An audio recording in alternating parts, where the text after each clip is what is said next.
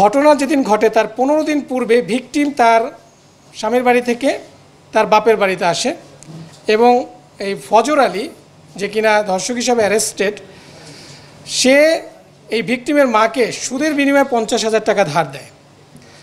So সেই ধারের টাকা আদায় করার জন্যই মাঝে মাঝে তাদের বাসায় যেত।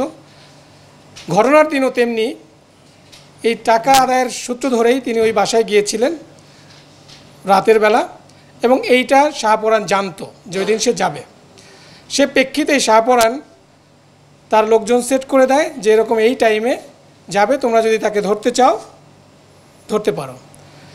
এবং সে তার সেই প্ল্যান অনুযায়ী, পরিকল্পনা অনুযায়ী ওই দিন রাতে যখন ফজর আলী তার ওই ঘরের ভিতরে ভিকটিমের ঘরে প্রবেশ করে, তার কিছুক্ষণ পরেই এই শাহপরাণের লোকজন ভিকটিমের ঘরে প্রবেশ করে এবং তাকে বিবস্ত্র করে ভিডিও ধারণ করে সেটা পরবর্তীতে সোশ্যাল মিডিয়ায় ছড়িয়ে দেয়। যেভাবে করে একজন নারীকে উলঙ্গ একটা ভিডিও সোশ্যাল মিডিয়া বা সমাজে ছেড়ে দেওয়া, এটা তো কোনোভাবেই কাম্য হতে পারে না, গ্রহণযোগ্য হতে পারে না। এখানে ঘটনাটা ঘটেছিল দুই ভাইয়ের মধ্যে, শাহপরাণ এবং ফজর আলী। ফজর আলী যে অলরেডি যে অ্যারেস্টেড, যিনি ধর্ষক হিসাবে পরিচিত হয়েছে এবং যা তার নামে অলরেডি মামলাও হয়েছে, ওখানে ভিকটিম মামলা করেছেন। সে ধরা পড়লেও দেখা গেল যে মবটা যারা করেছে, যারা এই সোশ্যাল মিডিয়াতে এই ভিডিওটাকে ভাইরাল করেছে, তাদের কয়েকজন ধরা পড়লো। এটার যে উস্কানিদাতা তিনি ধরা পড়েননি। তো সেটা নিয়ে আমরা কাজ করি এবং সেখানে আমরা দেখতে পাই যে শাহপরাণ এবং ফজর আলী, আমাদের যে আসামি আজকের অ্যারেস্টেড, তার নাম শাহপরাণ এবং যে ধর্ষক ছিল সে ফজর আলী, এরা দুই ভাই ছিল। এই দুই ভাই এই ভিকটিমকে বিভিন্ন সময় দীর্ঘদিন যাবৎ উত্ত্যক্ত করে আসছিল। সো উত্ত্যক্তর প্রেক্ষিতে এই দুই ভাইয়ের মধ্যে এটা দ্বন্দ্বেরও সৃষ্টি হয়।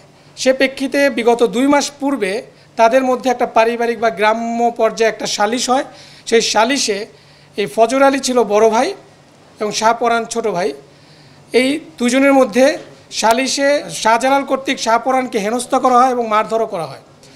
সে প্রেক্ষিতেই শাহপরাণ তার এই বড় ভাইয়ের প্রতি একটা প্রতিশোধ নেওয়ার চিন্তাভাবনা করে। পরবর্তীতে আমরা এটা জানতে পারি। জানার পরে আমাদের একটা চৌকস অভিযানিক দল গতকাল এই শাহপরাণের যে রহস্যটা সেটা আমরা জানার পর তাকে আমরা গতকাল কুমিল্লা থেকেই অ্যারেস্ট করা হয়।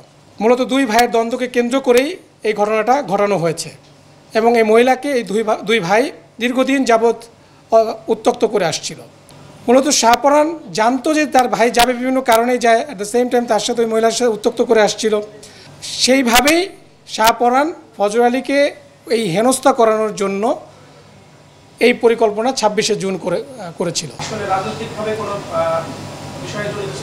দেখুন, অপরাধ তো অপরাধী, সে রাজনৈতিক আর নর্মাল কোন কী কাজ করে সেটা নিয়ে আমরা এখানে রাজনৈতিক প্রেক্ষাপটটা নিয়ে, হ্যাঁ শাহপরাণের বিষয়টা যেটা বলেছেন এটা আমরাও শুনেছি।